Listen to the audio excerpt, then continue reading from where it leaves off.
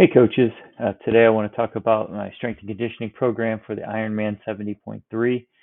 We have a beginner female athlete. She's 26 years old. So this was really tailored towards her. A couple of things that are important regarding this program.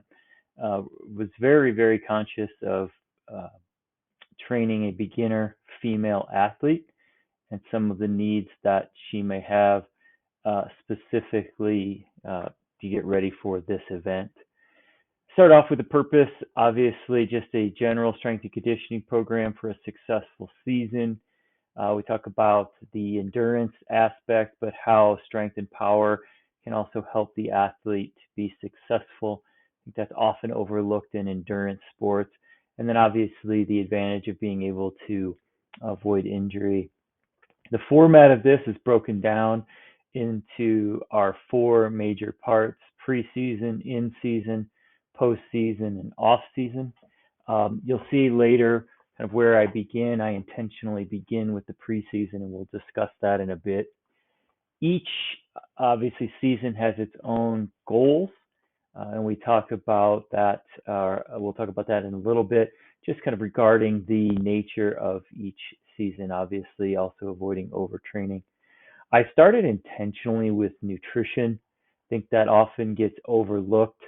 I wanted to make sure that I highlight food is fuel, and without fuel, we can't train, right? We can't run our car. And I think that is something that endurance athletes often overlook. You know, we talk about nutrition during the race. We talk about um, that being the fourth discipline, or transition being the fourth discipline, nutrition being the fifth. But I don't think we talk about it enough while we're training. So you can see my recommendations here regarding protein, carbohydrate, as well as post-training, as well, and then daily fluids. So we don't have to get into a lot of detail on that. We also then go into rest and recovery. I think it's important that that is addressed as well prior to getting into the training plan. Uh, as you'll see at the top here, I said rest and recovery are just as important as anything else that we've already covered. Obviously, it can be a challenge. Noted how everyone is different. And in particular, since this is a female athlete, just varying the amount of sleep based on where she's at in her cycle. And then also, things may feel more stressful, or might be more exhaustive based on kind of where she's at in the cycle as well. I did address that too in our supplementation, potentially supplementing with a iron supplement, especially if she experiences heavy bleeding. Talked about our warm up, and that being on the treadmill or on the stationary bike, and then a post stretch. You know, my goal with the post stretch and the dynamic stretch was really to have met this athlete in person and go through those particular examples on form of how to do that. So I did not list every individual exercise here, but noted that we're going to warm up on the treadmill or the bike, do our dynamic warm up, and then of course a post stretch. And then just a quote here, I was actually very deliberate in the photos and the quotes I chose for this, knowing it's a female athlete. So I actually chose photos and quotes all from females. Moving on to testing. So we start there, just giving the athlete a baseline, what that allows us to do. We can see areas that have improved or areas that may not have improved or may have gotten worse. And then our regimen, testing preseason, mid-season, and then at the end of the season. Starting with our testing options, we have our squat, 10 rep max, explosion of power, our long jump, 2 attempts, and clean, 10 rep max. And we went with the 10 rep max because it is a beginner athlete. We don't want to be doing 1 rep max with that. Balance, error scoring system, best test. That really does come into play with the athlete, knowing their body, being able to control their body, particularly, on the bike.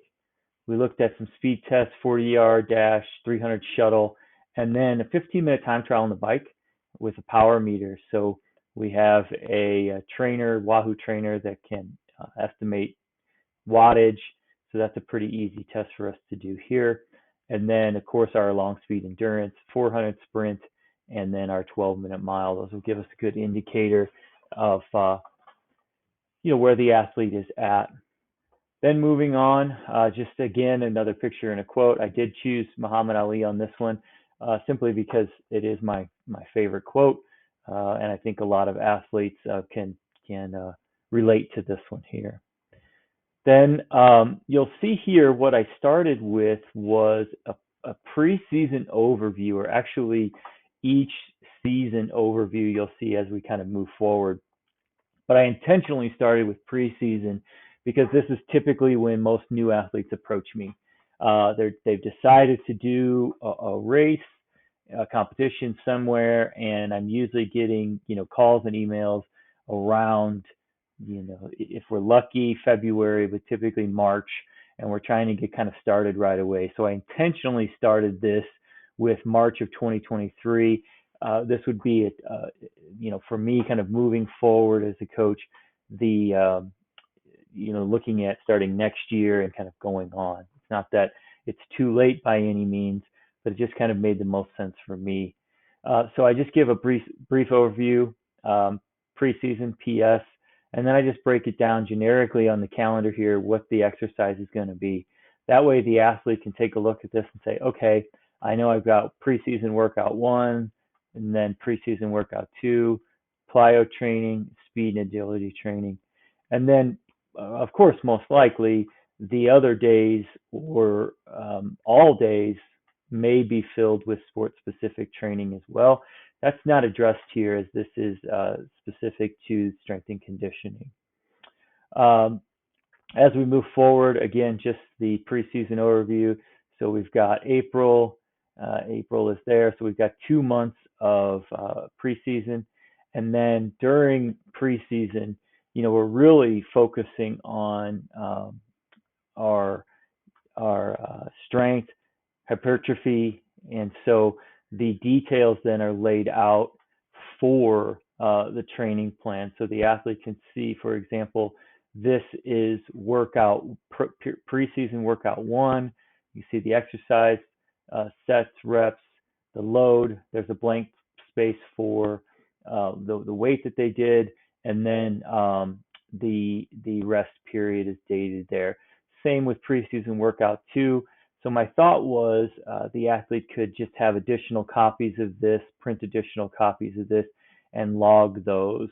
So for example, we have preseason workout 1, that correlates here. Obviously preseason workout 2, and then we kind of move forward. So what you'll see here is, we have about we have 4 weeks of our 1 and 2 workout, and then we move on to our 3 and 4.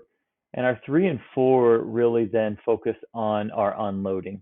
Okay, so we have our preseason workout 3, again, unloading, preseason workout 4, unloading here as well. So then another quote, and then we move on to our speed training, agility training, and our plyometric training.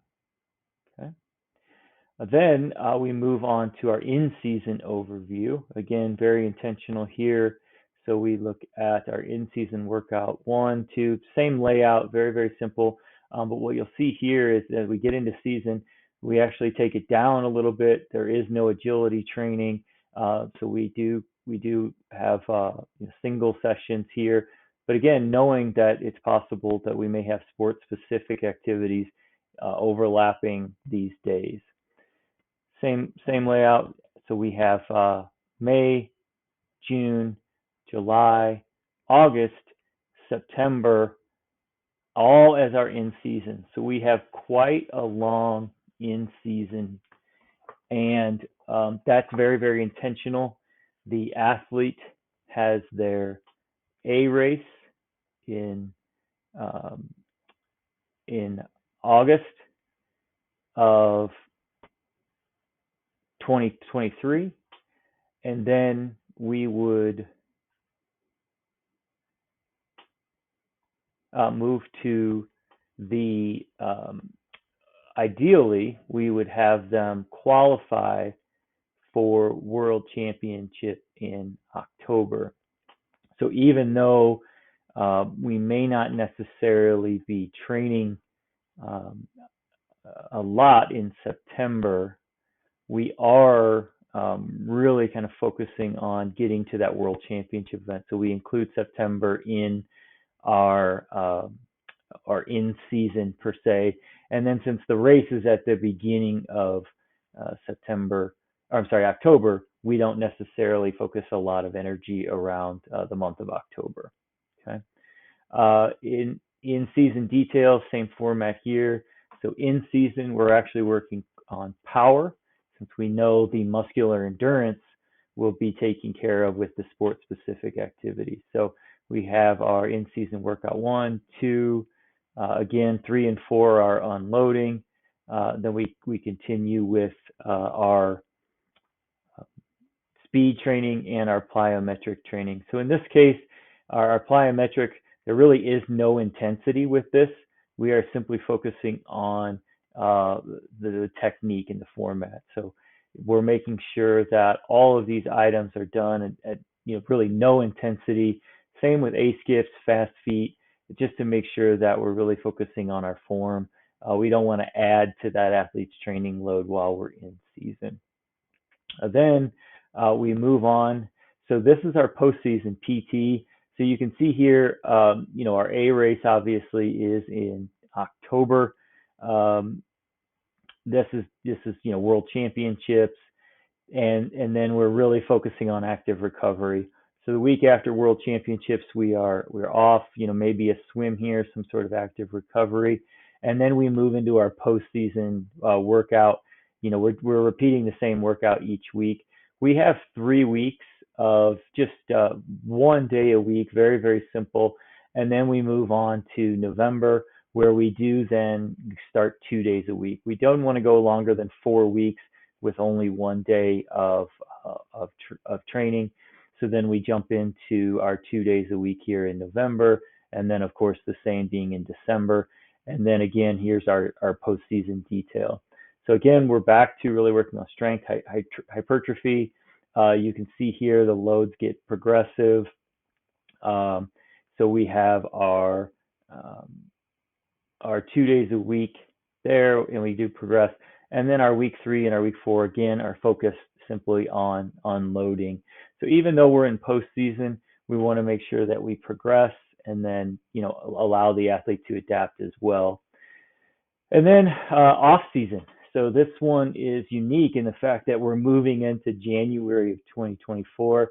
So we have our off season, our OS, and then same format here. We just break it down as an overview, and then our off season details here. So we move through 3 sets, 10 reps, a minute rest. So we're really focusing on our strength, and then same thing here. We have our 3 days a week now, right? So we have our workout 1, our workout 2, our workout 3, and then we go to our 4 and 5. So this is a little different than some of our other seasons or parts of the season, because we unload and then we actually move into 6 and 7. So this progresses our load. So you can see that our load continues. Since we're 3 days a week, we kind of have a heavy, light, medium day. So you'll see Monday is heavy. Our next is light, and then kind of our medium, and then so we move into 6 and 7, and then of course during our off season we're focusing on our speed training and our plyometric, and there is intensity now associated with this. So, and then as we move, lastly is just the references. All of this was incorporated based on the research. In particular, when you look at not only the strength and power, injury prevention, and also really some of the important items when it comes to looking at the biomechanical uh, necessities um, of triathlon. So we'll see you online. Thanks, everyone.